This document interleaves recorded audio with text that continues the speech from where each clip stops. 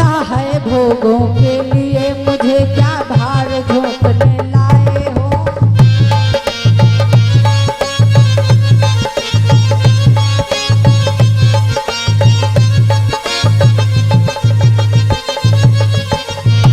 और महाराज आप बोल क्यों नहीं रहे हो, ये बताओ। जब एक आपके रानी थी तो मुझे क्यों लेकर के आए थे। अभी आप मेरे डोले को वापस कर दो और मेरे मायके भेज दो। अब इतना ही एहसान करो, मेरे डोली को वापस दो। तुम इसके साथ बिहार करो, मुझको बिहार में पहुंचा दो।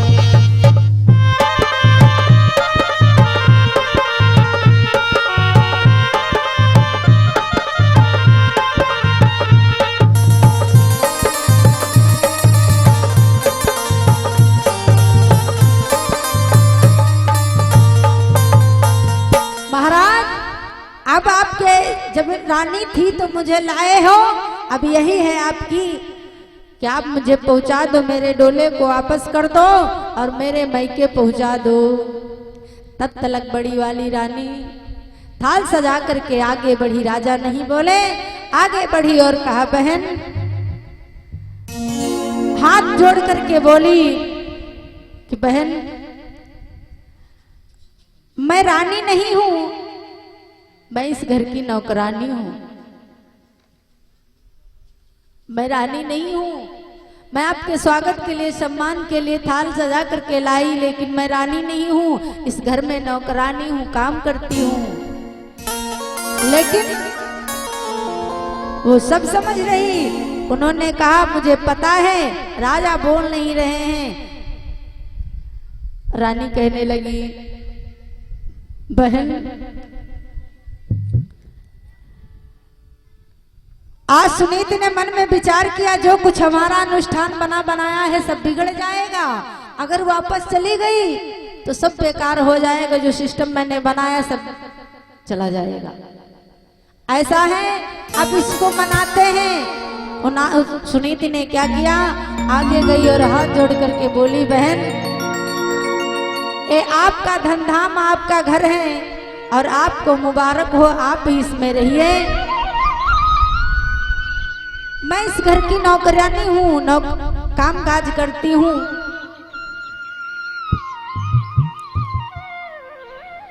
बोली रानी प्रेम से कर लिवास तब्दील, अब से यह घर है तेरा राहपति के अनुकूल। सुनीति कहने लगी बहन ये घर तुम्हारा है और ये पति तुम्हारा है, आप जाकर के पति के अनुकूल रहिए और मैं इस घर का काम काज किसी कोने में पड़ी रहूंगी। लेकिन उस छोटी वाली को ये भी बर्दाश्त नहीं था। कहने लगी आज जब समझ गई कि खेल बिगड़ जाएगा तो रो करके बोली है सूर्य से कि बहन आप जैसा क्या करेंगी हम वैसा करेंगे, लेकिन इस घर से छोड़ के ना जाओ और सब कुछ तुम्हारा है, इस घर में रहो।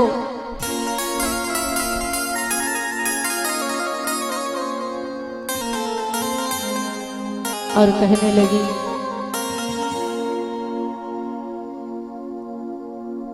कि आओ अपने घर को देखो। आज रो करके हाथ जोड़ करके खड़ी है सूरज के आगे। बहन आइए अपने घर को देखिए, अपने घर में प्रवेश कीजिए, महल में प्रवेश कीजिए। आप महारानी हैं आज से और मैं आपकी दासी हूं।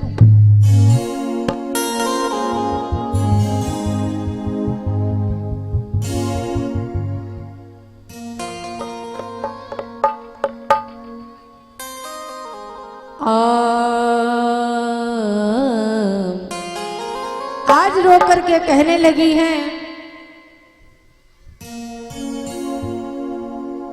आओ अपने घर को देखो,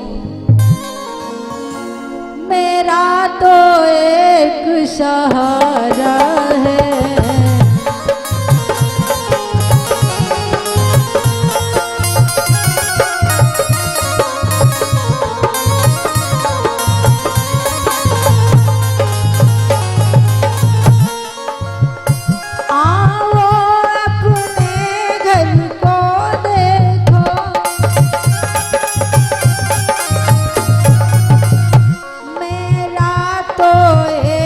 सहारा है,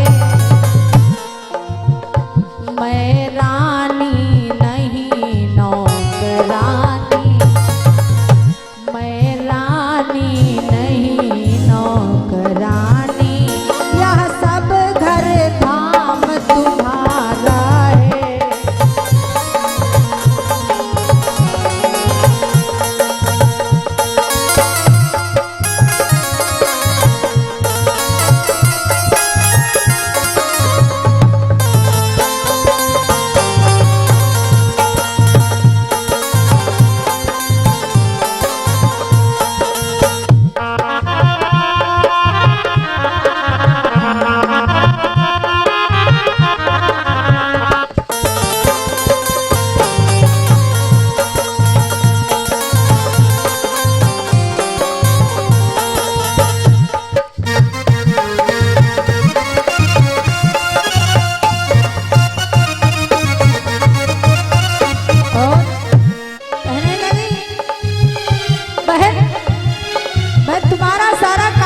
रहूंगी अपनी टहली कर दूंगी मैं, जब जैसी आज्ञा पाऊंगी। दो रोटी बहन दिए जाना, दो रोटी बहन दिए जाना, मैं तेरा लाल खिलाऊंगी।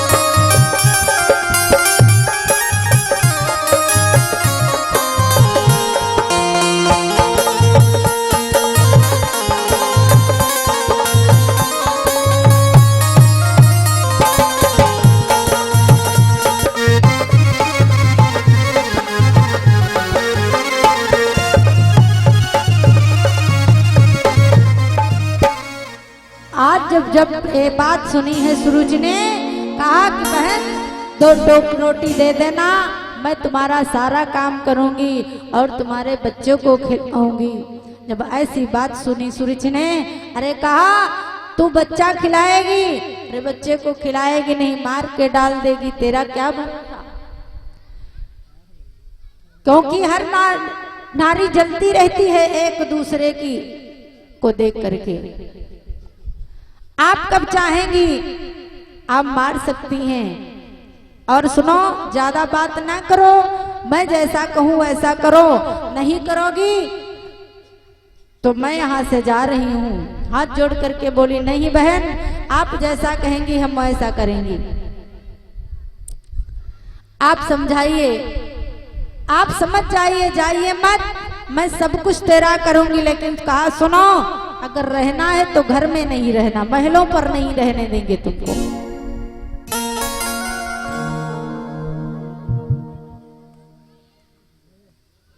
कहा सुनो आपको हम घर पर महल पर नहीं रहने देंगे, रहना है तो जाओ बाहर रहो। वो भी स्वीकार कर लिया सुनीति ने। कहा जाओ खेतों पर रहो जा करके, तुम्हें इस महल में कहीं जगह नहीं मिलेगी। झोपड़ी बनवा करके बारह सुनीत वहां से चलती है और खेतों पर एक झोपड़ी घास फूस की कुटिया बना करके रहती है। धीरे धीरे समय बढ़ा, और वो सूरज उसी महलों में राज करने लगी।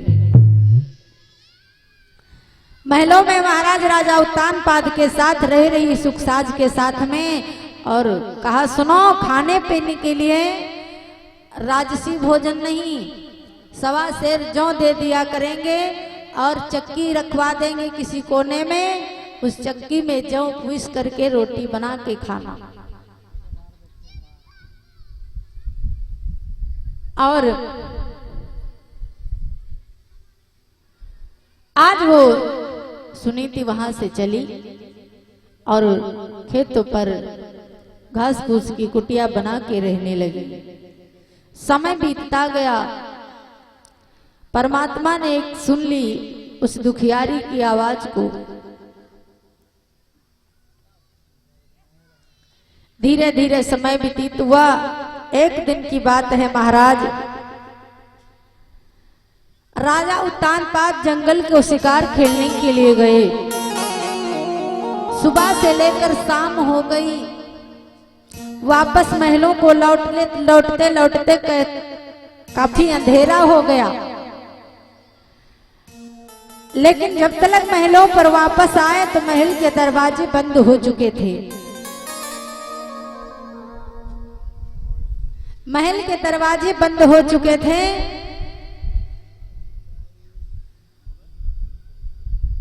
आए, दरवाजे को खटखटाया, लेकिन सुनीति नहीं उठी और दरवाजों को नहीं खोला। काफी समय आवाज लगाते रहे महाराज, लेकिन दरवाजा नहीं खुला। बाद में उत्तानपाद ने क्या किया, काफी रात हुई और जाकर के खेतों पर अपनी बड़ी वाली रानी के यहाँ पहुंचे। सुनीति के यहाँ पहुंचे। सुनीति उस घास फूस के बिस्तर पर आराम कर रही थी, सो रही थी, जब महाराज राजा की आवाज सुनाई पड़ी। आहट को पहचानने वाली सतवंती नारी उस बिस्तर से उठी और देखा कि महाराज आए हुए हैं। बड़े प्रेम से बिठाया और बिठाने के बाद कारण पूछा, महाराज इतनी रात में आना कैसे हुआ? थोड़े में सब हाल बताया कि मुझे काफी समय हो गया और महल के दरवाजे बंद हो चुके थे। भक्तों, आज बहुत रोती है सुनीति, इतना रोती है कि उनके चरणों को पानी से नहीं, अपनी आंखों के आंसू से धोती है। बहुत रोती है, रो करके और सारा हाल बताती है। स्वामी उत्तानपाद ने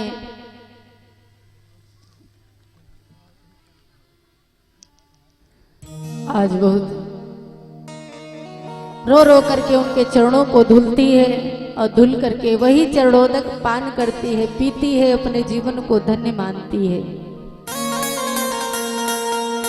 आज भक्तों, उसी रात महाराज उत्तानपाद उसी घास फूस की कुटिया में निवास करते हैं। बिस्तरा वहां पर क्या है? घास का बिस्तर है। महाराज कहते हैं कि यह थी रात सुहाग की, यही राग संपन्न, और इसी गर्भ से ध्रुव सरिस भक्त हुए उत्पन्न। उस सृष्टि में, उस परमात्मा की सृष्टि में बड़ी विचित्र बात है। कब भगवान कृपा करता है कोई भरोसा नहीं। आज उसी रात्र महाराज उत्तानपाद के संयोग से महाराज बड़ी वीरानी के एक पुत्र रत्न की प्राप्ति होने वाली है, और उधर भी उनकी छोटी रानी भी गर्भवती है और इधर बड़ी वाली रानी भी। दोनों एक महलों में पल रही है और एक झोपड़ी में। जो वहां सुख सुविधा है वो यहाँ झोपड़ी में नहीं है, लेकिन दोनों खुश हैं। परमात्मा ने दोनों को पुत्र दे रखा है और धीरे धीरे 9 मास पूरे होने को है।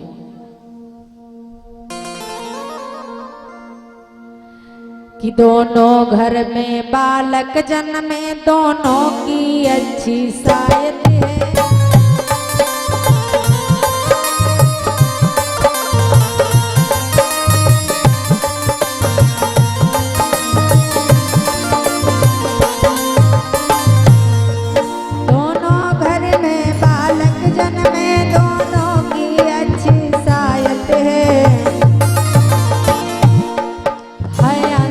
जो कुछ दोनों में यह अपनी अपनी किस्मत है।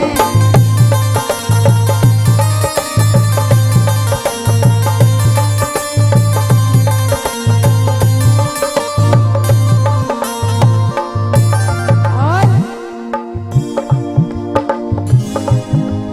एक ने किया है गर्भ धारण, उस दिन से पलंग न छोड़ा है। बराबर आज तलक खेत का अनाज बटोरा है।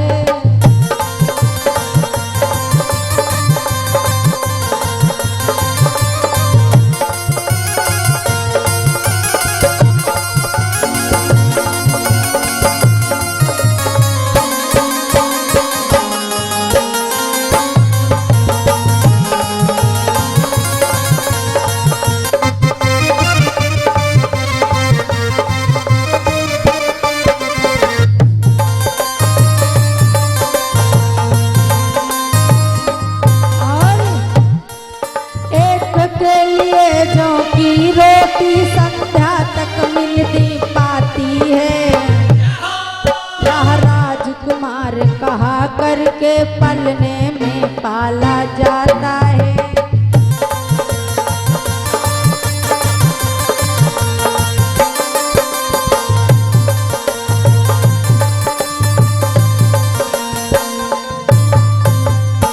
भैया उधर महलों में 9 महीने के बाद में एक बालक का जन्म होता है और इधर यहाँ खेत पर कुटिया में भी एक बालक का जन्म होता है।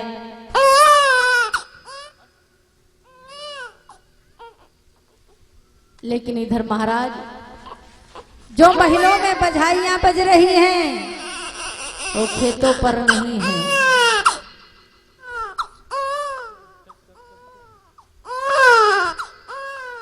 आज वहां महल में बधाइयां बज रही हैं, लेकिन महाराज इधर खेत पर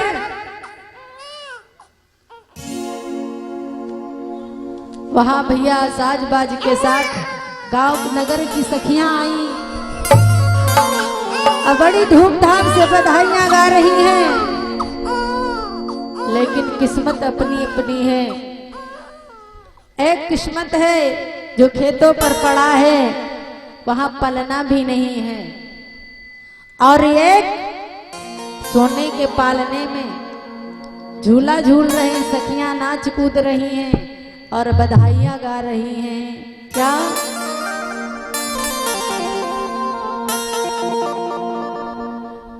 आज सखियां कहती हैं मैया कि लल्ला की सुनी के मैं आई। आज बड़ा ही उत्सव महल में मचा है। सारी सखियां बधाइयां गीत गा रही हैं, इतना नाच कूद रही हैं कि आंगन की धूल भी उड़ रही है। इतनी बधाइयां। लेकिन भक्तों इधर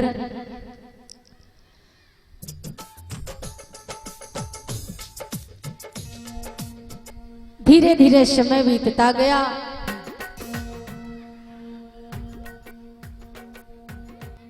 आज सूरज के आंगन में खूब बधाइयां बज रही, सोना धान लुटाया जा रहा है। लेकिन इधर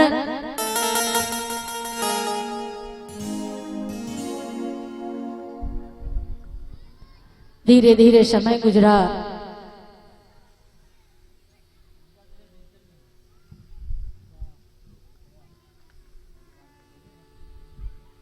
एक दिन की बात है, थोड़ा बड़े हुए बालक थोड़ा बड़े हुए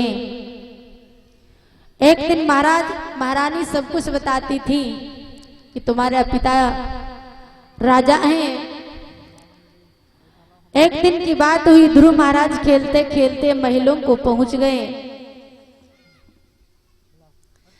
जब महलों पर पहुंचे तो वहां क्या देखा है, महाराज अपने छोटे बेटा उत्तम को गोदी में लिए हुए बैठे हैं महाराज राजा। और इधर जब बड़े बेटे को पिताजी ने देखा, उत्तानपाद ने देखा, तो उनके हृदय में प्रेम जागृत हुआ, उमड़ पड़ा। और ध्रुव भी दौड़े दौड़े इधर से उधर पिताजी ने गोद में उठा लिया। गोद में उठा करके जैसे उत्तम को बिठाए हुए थे वैसे अपनी गोदी में ध्रुव को भी बिठा लिया। ध्रुव को बिठा करके बड़ा लाड़ प्यार कर रहे हैं। लेकिन तब तक छोटी वाली रानी ने देख लिया।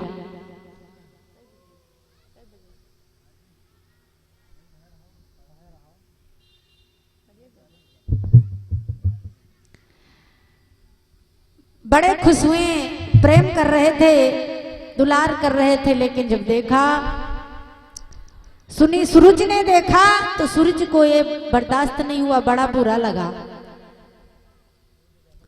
सूरज को बहुत बड़ा बुरा लगा। सूरज ने आकर के गोदी में जब महाराज के देखा बालक को बैठे हुए, तो उन्होंने क्या किया, जा करके उस बालक के हाथ को पकड़ करके और पृथ्वी पर झटक दिया और कहने लगी, तेरी हिम्मत कैसे हुई महाराज की गोदी में बैठने की? क्योंकि महाराज की गोद में बैठने के लिए अगर है तो मेरा बेटा उत्तम ही बैठ सकता है और तू इस बैठने के लायक नहीं है। महाराज उत्तानपाद कुछ नहीं बोल सके और कहा, बैठना ही है। अगर तुझे शौक है महाराज की गोदी में बैठने के लिए तो पता है,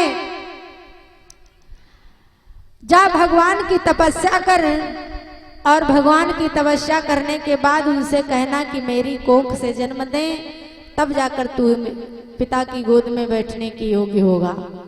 क्योंकि तू उस अभागिन के कोख से जन्म लिया है, इसलिए तू मेरी महाराज की गोद में नहीं बैठ सकता। लेकिन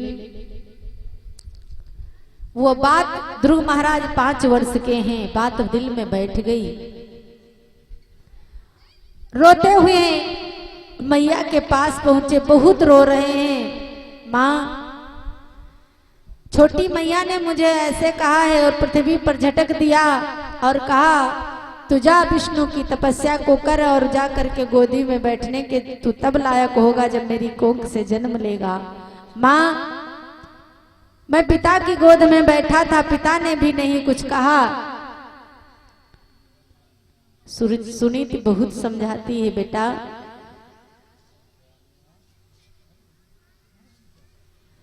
आप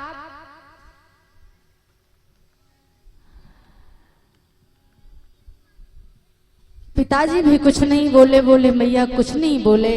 और सुनीति मैं छोटी मैया ने ही मुझे बहुत फटकार लगाई है। नन्हा सा बालक खूब रो रहा है, मैया हृदय से लगाती है, समझाती है बार बार, बेटा माँ तुम्हारी सच में सत्य कह रही है और सत्य कह रही है बेटा, तू भगवान के मेरी अभागन की मास की कोख से जन्म लिया है, इसीलिए तू राज दरबार का सुख नहीं भोग सकता, पिता की गोदी में नहीं बैठ सकता। अगर तू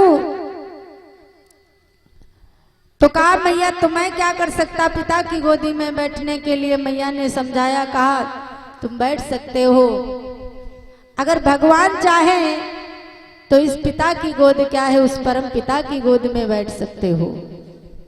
तो कहा, मैया क्या करना होगा?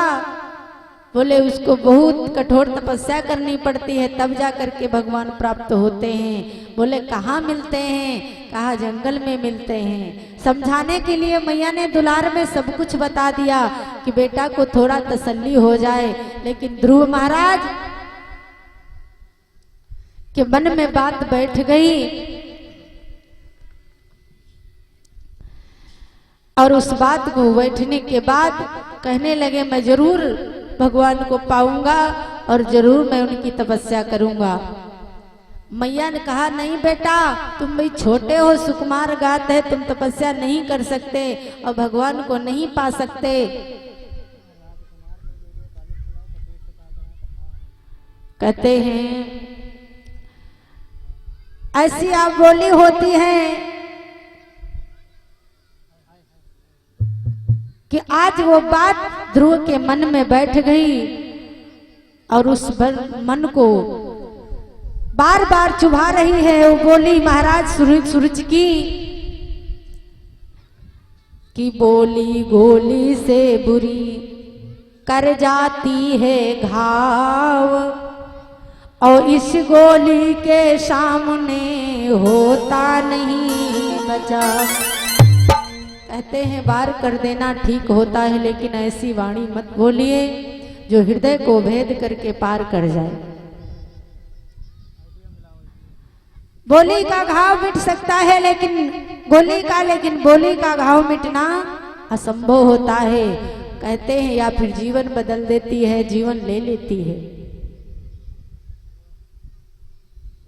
आज ध्रुव के मन में वो बोली के घाव लग गए और कहने लगे मैं उस भगवान को पा करके रहूंगा और उससे ये प्रश्न पूछ करके रहूंगा, प्रभु मैं उस पिता की गोदी में बैठने का अधिकारी क्यों नहीं हूं।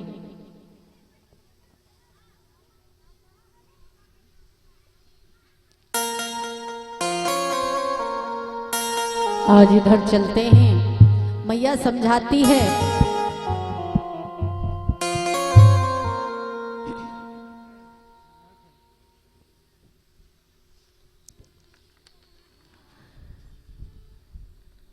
कि ध्रुव बोला बस मां रहने दे, मैं उसी पिता पर जाऊंगा, मैं उसी पिता पर।